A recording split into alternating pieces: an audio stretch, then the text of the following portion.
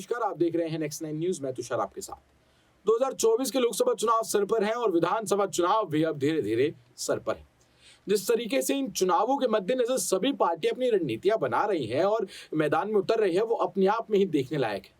आपको बता दें, जिस तरीके की नई नई रणनीतियां इस बार निकलकर सामने आ रही है, जहां एक तरफ भारतीय जनता पार्टी है जो यूसीसी यानी कि यूनिफॉर्म सिविल कोड की बात कर रही है इस बार, और साथ ही जो उनके कैबिनेट मिनिस्टर्स हैं उनको जमीन पर उतार कर उनसे चुनाव लड़वाने की बात कर रही है, तो वहीं दूसरी तरफ है विपक्षी दल जो बात कर रहा है महागठबंधन की। जी हाँ, महागठबंधन से अर्थ है सभी विपक्षी दल एक साथ आएंगे और महागठबंधन बनाकर जो है वो भाजपा के खिलाफ जो है वो मैदान में उतरेंगे। आपको बता दें, महागठबंधन की जो पहली बैठक होनी है वो 23 जून को होनी है। इस बैठक में क्या फैसले लिए जाते हैं, ये क्या रणनीति होती है, ये जैसे ही इस पर अपडेट आएगा हम तुरंत उसी वक्त आपके लिए लेकर आएंगे। लेकिन अभी सबसे बड़ा अपडेट हमारे सामने आ रहा है यूपी से। जी, आपको बता दें कि यूपी एक ऐसा राज्य है जिसको बहुत ही महत्वपूर्ण माना जाता है हर चुनाव में, क्योंकि चुनाव कोई भी हो, यूपी की भूमिका हमेशा से ही सबसे ज्यादा रही है। क्योंकि ऐसा कहा जाता है कि केंद्र और दिल्ली की जो सत्ता का रास्ता है, यानी कि जो गलियां हैं, जो रास्ता है, वो यूपी से होकर जाता है।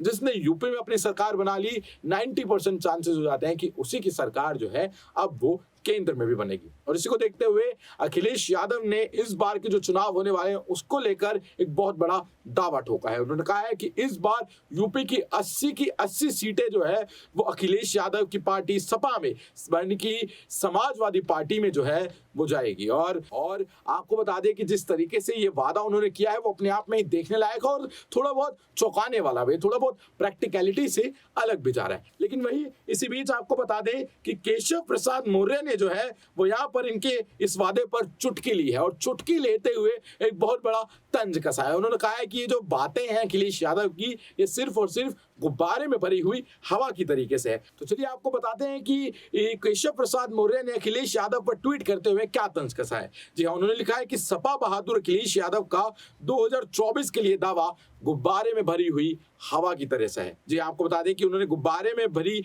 हवा का उसे तंज दिया है और कहा है कि यूपी की राजनीति में सपा का भविष्य अंधकारमय है। सपा का वास्तविक चरित्र अपराधियों का साथ और परिवार का विकास रहा है हमेशा से ही। ये उन्होंने सपा पर एक बहुत बड़ा आरोप लगाया है और उन पर तंज कसा है। साथ ही उन्होंने कहा है कि पिछड़ा और अनुसूचित प्रधानमंत्री नरेंद्र मोदी और कमल के साथ चट्टान की तरह खड़ा है। जी हाँ, उन्होंने प्रधानमंत्री नरेंद्र मोदी जी की जो छवि है उसको लेकर एक बहुत बड़ी बात कही और कहा है कि प्रधानमंत्री जब तक है वो तब तक हमें कोई नहीं हरा सकता। और ये तो देखा भी गया है कि जितने भी चुनाव आते हैं हमेशा वो प्रधानमंत्री जी के चेहरे पर ही लड़े जाते हैं। आपको बता दें कि इससे पहले, इसके बाद एक बहुत बड़ा और तंज जो है वो केशव प्रसाद मौर्य ने कसा था। वो कहा था कि कुंभ में स्नान करने नहीं गए थे। जी हाँ, 2012 में जब कुंभ हुआ था प्रयागराज में, तब उन्होंने कहा कि अखिलेश यादव तो कुंभ में स्नान करने भी नहीं गए थे। और यहाँ से हमें ये साफ दिखाई देता है कि भारतीय जनता पार्टी की जो धार्मिक राजनीति रही है वो कहीं ना कहीं मामला कोई भी हो, कोई भी मुद्दा हो, उसमें कहीं ना कहीं से वो ला के घुसा ही देती है।